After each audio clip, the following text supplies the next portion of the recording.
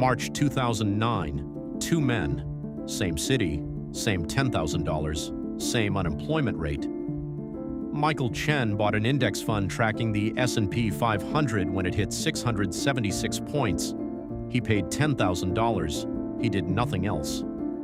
By December 2021, that position was worth $287,000. David Rodriguez kept his $10,000 in a high-yield savings account. He watched the news. He waited for clarity. He planned to invest when things stabilized. By December 2021, he had $11,400. Same amount, same timeline, different outcome by a factor of 25. What separated them wasn't intelligence. It wasn't insider knowledge. It wasn't luck. It was something else entirely. What happened here was not random, and it wasn't about stock picking or timing or any complex trading strategy. What Michael understood, consciously or not, was that markets operate on a hidden rhythm, a pattern that repeats across every major crisis, a mechanism that transfers wealth from the majority to a small minority during periods of maximum fear. The data shows this pattern has occurred in every major market collapse over the past century: 1929, 1987, 2000, 2008, 2020. The structure is always the same, but most people never see it. Because when you're inside the crisis, everything looks like chaos.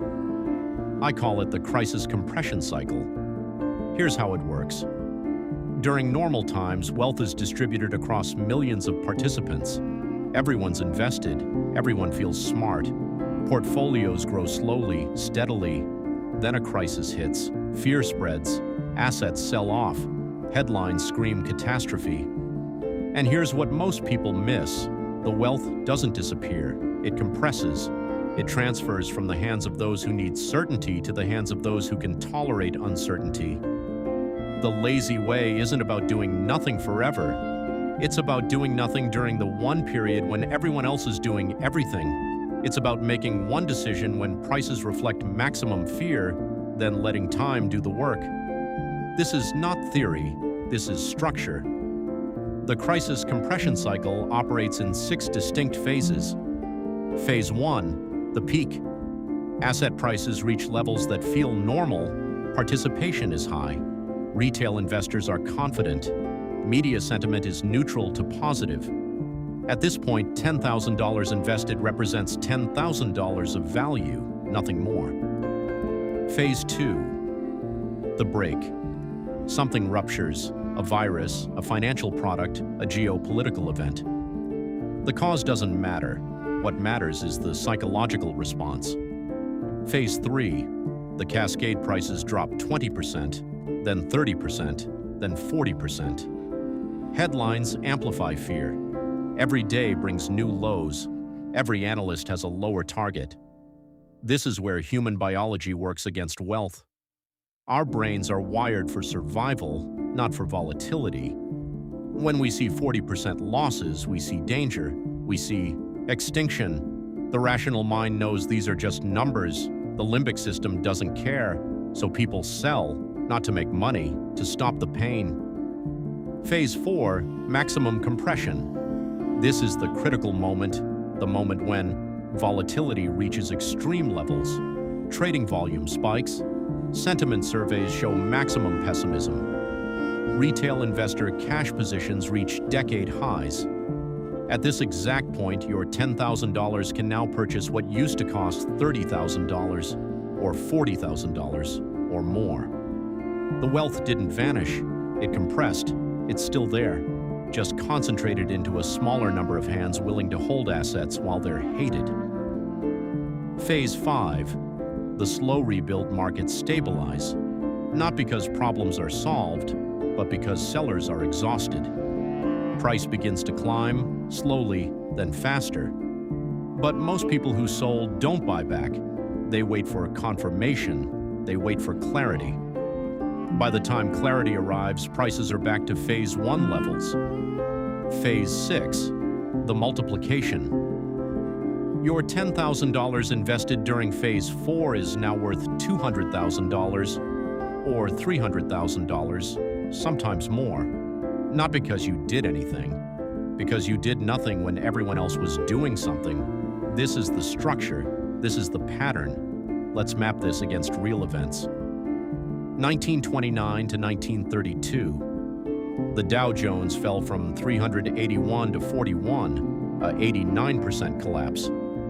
If you invested $10,000 at the bottom in July 1932 and held through 1954, that position was worth over $400,000. The majority of investors, they were wiped out in the fall or sold near the bottom and never returned. 2000 to 2003. The Nasdaq fell 78% from peak to trough. $10,000 invested in the Nasdaq 100 in October 2002, when the index hit 804, was worth $287,000 by February 2021. Most retail investors exited tech stocks entirely.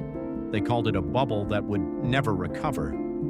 2008 to 2009, the S&P 500 dropped 57%. Financial media declared the death of capitalism. $10,000 invested in March 2009 at the 676 low became $287,000 by December 2021. But here's what the data shows. Retail investors pulled $220 billion from equity funds during 2008 and 2009. They sold at the bottom. They locked in losses. Meanwhile, institutional investors and a small group of individuals made the opposite trade. 2020, the fastest crash in market history, 35% in 33 days. $10,000 invested in the S&P 500 on March 23, 2020, when the index hit 2,237, was worth $34,000 by January 2022. Less than 2 years, 240% return for doing nothing. The pattern holds. The data confirms it. This is not luck. This is structure. Right now, we're somewhere in this cycle. We're past the 2020 compression. We experienced another compression event in 2022, a shorter one, a different catalyst. But the same structure. The S&P 500 fell 25% from January to October 2022. Bitcoin fell 77%. Tech stocks fell 40% to 70%. Those who bought during that compression window have already seen significant multiplication, not because they predicted anything, because they understood the structure. Here's what matters. The cycle doesn't stop. It repeats. The next compression will come. It always does. The question is not if. The question is, will you recognize phase 4 when it arrives? Because that's the only phase that matters. You don't need to predict crashes. You need to recognize them. Here are the measurable indicators that signal phase 4, maximum compression. Signal 1, the VIX. When the volatility index spikes above 40, especially above 60, you're likely entering phase 4. This measures fear. High readings mean panic selling. In 2008, the VIX hit 80. In March 2020, it hit 82. These were generational buying opportunities. Signal 2, retail sentiment surveys. When the American Association of Individual Investors, AAII, shows bearish sentiment above 50% and bullish sentiment below 20%, you're near maximum pessimism. This is the emotional extreme. This is when the majority has given up. Signal 3, drawdown magnitude. When major indices fall 30% or more from peak levels, you're in compression territory. Not every 30% fall becomes a historic opportunity, but every historic opportunity involved a 30% plus fall. Signal 4, media saturation. When financial crisis coverage dominates every news cycle, when your barber is talking about selling everything, when respected analysts are calling for the end of the system. This is the psychological marker.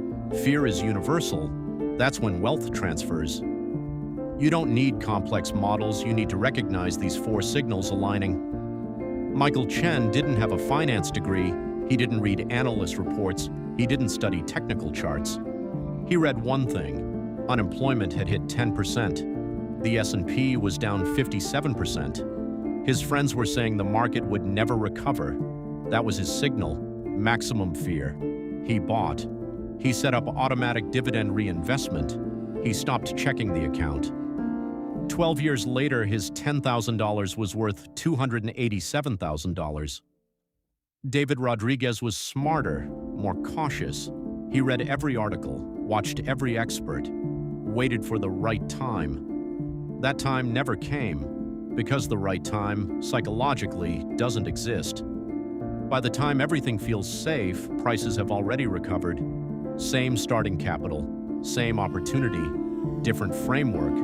One understood the structure, one followed the feelings. The lazy way isn't about effort, it's about understanding what actually drives returns. It's not analysis, it's not prediction, it's not complexity. It's positioning during the moment when everyone else is exiting. Then doing nothing. The crisis compression cycle will repeat. The next phase 4 will arrive. It might be in 2 years, it might be in 10, but it will come. When it does, you'll have a choice. You can follow the crowd, selling into fear, waiting for clarity that never arrives.